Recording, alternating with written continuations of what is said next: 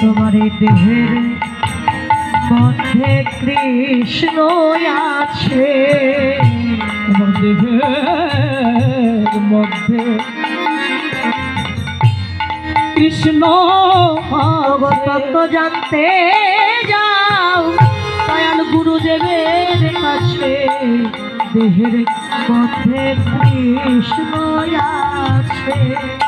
তুমি তত্ত্ব জানিতে যাও,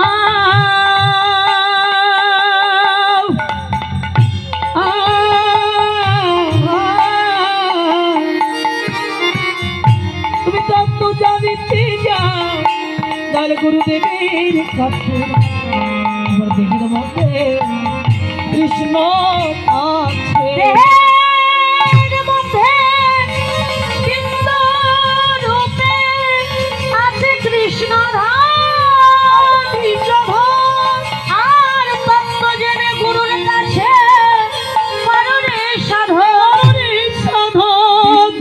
দেহের রাজা রাজা তারে ধরে রাখতে পারলি রে হবি রাজা, হবি রাজা।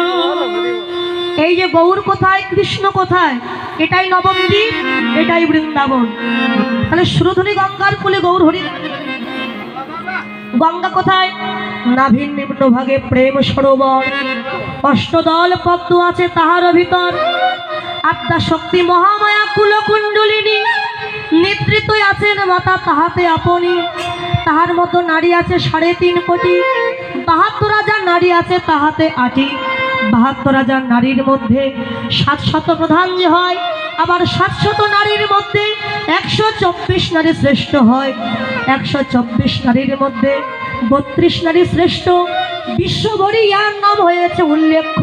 ওই 32 নারীর মধ্যে শ্রেষ্ঠ নারী 3, ইরা, পিঙ্গলা, সুশর্মা, প্রবীণ। বামে ইরা, দক্ষিণে পিঙ্গলা, মধ্যভাগে সুষন্মা, চক্রভেদে রহিলা। এই দেহতত্ত্ব যে জন জানে, নরলোকে তুচ্ছ তারে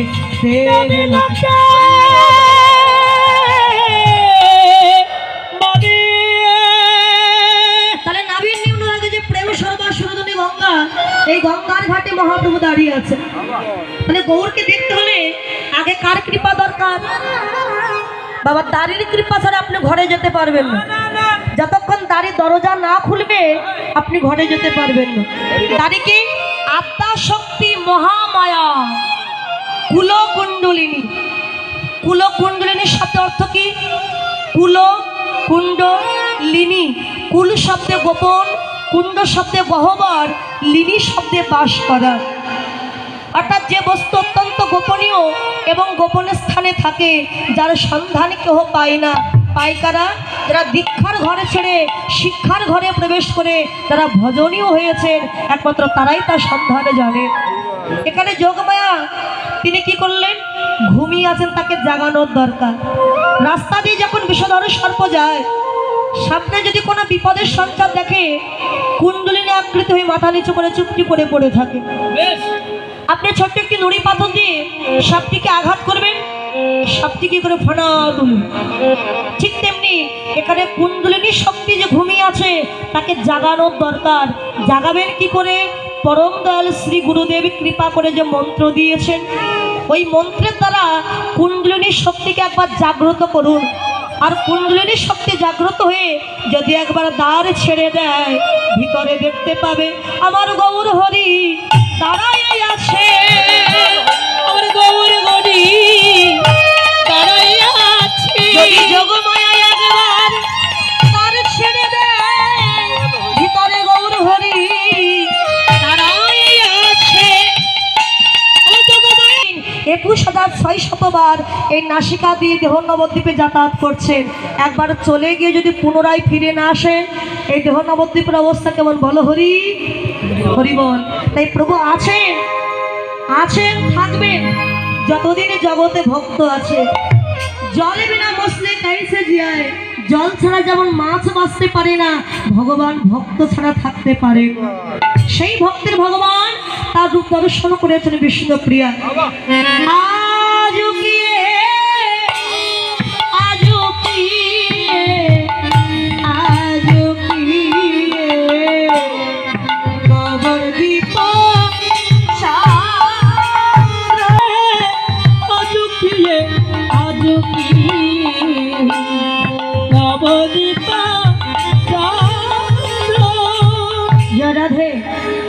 যে আমরা বাগবাটি হালদার পাড়া এখানে কীর্তনের অনুষ্ঠানে সকলে এসেছেন মা? আপনারা তো এসেছেন, দেখতে পেয়েছেন এখানে একটা মন্দিরও নয়। ভগবানকে যে ডাকবেন একটা মন্দির আজকে ধরে দিয়েছে। যদি আমি গোবিন্দকে দান না করি কালে কেড়ে নিতে ভগবান সময় নেবে না। আপনাদের দুয়ারে যাবেন কমিটির পক্ষ থেকে, আপনারা যে যা পারেন কমিটিকে দান করবেন, যাতে আপনাদের অর্থ দিয়ে আগামী বছর যেন এসে দেখা যায় এখানে একটা ভগবানের মন্দির হয়েছে। কি সাহায্য করবেন তো? নিজের জন্য চাইছি না, আপনাদের ভগবানের জন্য আপনাদের কাছে ভিক্ষে চাইছি। যে যা পারেন 500, 100, 200, 1000 যে পারেন 5000 সমস্যা নয়, আপনার দান করবেন, ভগবান আপনাদের অবশ্যই মঙ্গল করবেন। নিতাই গৌর হরি বল। তার কলঙ্ক আছে কিন্তু আমার গৌর চাঁদের কোনো কলঙ্ক না।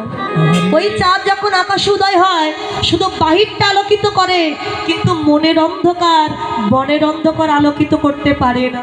কিন্তু গৌরাঙ্গ চাঁদ যদি একবার কোনো ভক্তের হৃদয় আকাশে উদয় হয়, শুধু বাহির নয় ভিতরের অন্ধকারও নাশ করে দেন গৌর চাঁদ।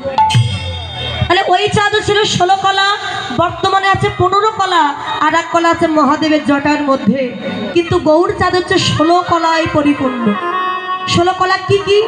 তত্ত্বদর্শী বললেন অষ্টসিদ্ধি, অনিমা, লঘিমা, মহিমা, প্রাপ্তি, প্রাকাম্য, ঈশিতা, বসিতা, কর্মবসায়িতা। আর সর ঐশ্বর্য, বীর্য, যশ, শ্রী, জ্ঞান, বৈরাগ্য। তাহলে 8 আর 6 হলো 14, বাকি রইল 2। এক কলায় নবদ্বীপের মাঝে তিনি গৌররূপে হলেন অবতীর্ণ, আর এক কলায় পারিষদ ভক্তগণকে নিয়ে নবদ্বীপে করেন হরিনাম সংকীর্তন। এই যে 16 কলায় পরিপূর্ণ গৌরাঙ্গ চাঁদ। আহাকামেরি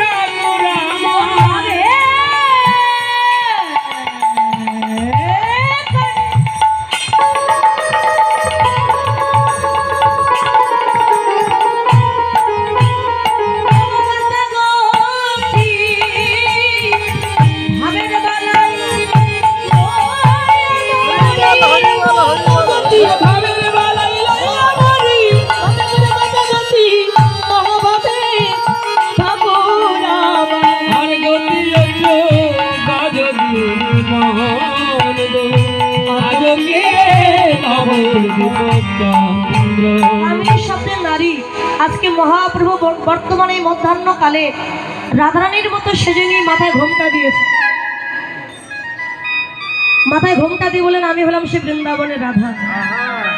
আমি যাবো সূর্য পূজা করতে। এই ললিতা, বিশাখা, তোরা করে সাজিয়ে নিয়ে আমরা সূর্য পূজায় যাই। এক ভক্ত বললেন গৌর হরি, এটা হচ্ছে নবদ্বীপ, এটা বৃন্দাবন নয়। তুমি ললিতা বিশাখা কাদের বলছো? বলে কেন, রায় রামানন্দ স্বরূপ দামোদর এরাই সেই বৃন্দাবনের ললিতা বিশাখা নামক সখী। এরা যদি আমার সেই সখী হয়, আমি হলাম রাধা।